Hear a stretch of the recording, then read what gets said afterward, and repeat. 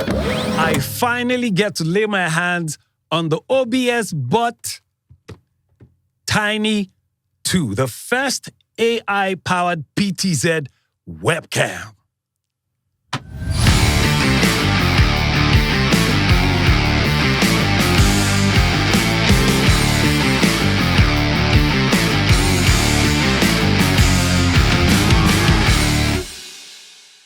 Hi guys, and welcome to the Product Village. My name is Nathan Florocker, and today we are going to be reviewing the first of its kind, the OBSBOT Tiny 2, the first AI-powered PTZ camera. Let's get straight into it.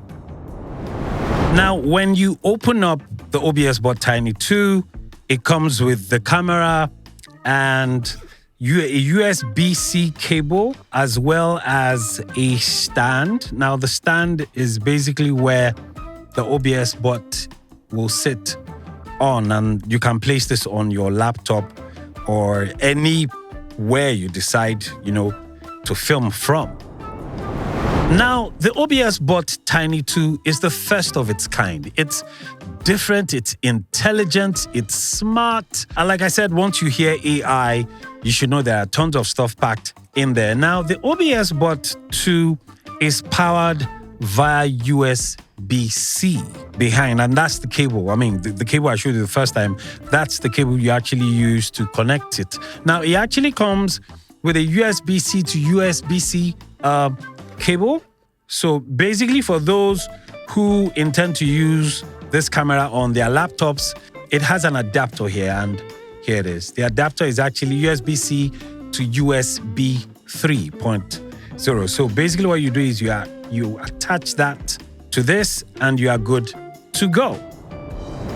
Now, one of the things I love about this camera is the fact that it shoots from 1080p to 4K. To use the OBSBOT, you need to be able to use it either on your laptop or your desktop. Now, when it comes to connectivity, the moment you attach the OBSBOT to your system, sometimes it just might come up and install itself. But I realized that unlike some people who actually were able to, connect the OBSBOT directly and it installed itself, for me, I had to go to the OBSBOT.com website and get the software, install that on my macOS before I was able to get access to the features of the scam. So if you are fortunate, if you connect it to your laptop, whether you're using Windows or Mac, if it works for you, fine. But if it doesn't, don't be afraid.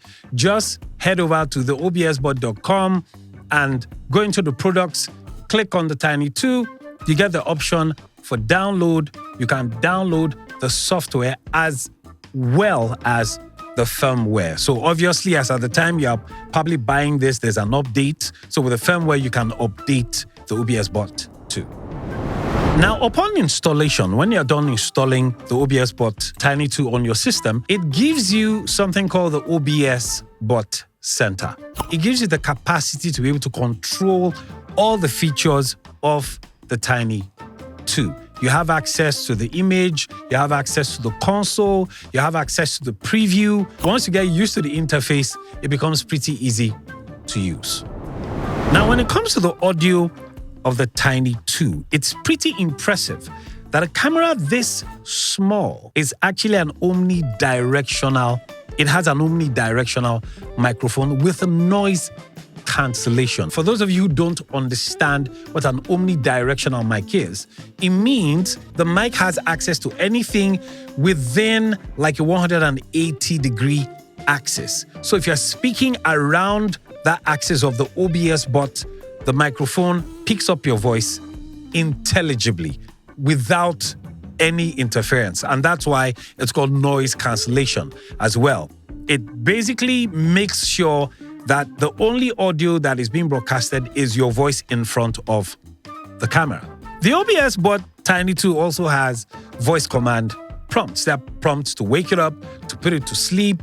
You can basically give it tons of, instructions. It's called a PTZ camera.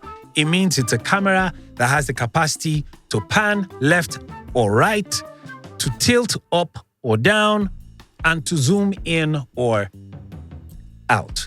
And then speaking about gestures, the OBSBOT Tiny 2 comes with a number of gestures that I find pretty interesting. I remember when I installed it at home, I was able to use it for a Zoom call, for a Zoom meeting, and it was pretty interesting using it because it saved me the stress of having to get about 2 or 3 cameramen who will be panning left, right, and zooming in or out. With the Tiny 2, it basically replaces 2 to 3 cameramen at the same time.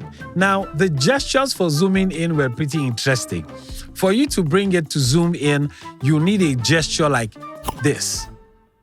Once you do this, it basically zooms in on you.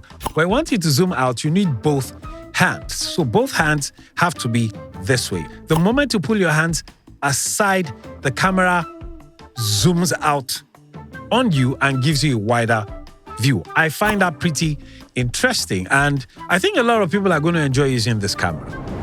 The advantage of having the Tiny 2 compared to having just a native webcam on your laptop is that on your laptop, once you move out of a certain view, you cannot be seen anymore. But with the PTZ camera, with the Tiny 2, anywhere you go to, it tends to follow you, follows you everywhere you go. Now, when it comes to audio, when I was having my conference call, I decided to use a Hollyland lapel mic because the thing with every microphone, no matter how good they are, the moment you start moving away from the cam, it means your voice is going to start sounding distant, and the microphone gets to pick everything in the room, including your voice. So that just didn't sound cool. So what I did when I was having my Zoom call was to use my Hollyland lapel mic, and I connected that to my system. I didn't have to deal with the fact that I was using just the mic of the OBSBOT. So if you intend moving around and you're in a place where it's probably tiled or the sound is bad, I may advise you, if you're going to be moving around, to get a mic so you have very clean audio. That's just my advice. Now, in terms of pricing, the OBSBOT Tiny 2 as at today goes for $299, approximately $300 as at today when I'm making this review. But other than that, I think I love this cam.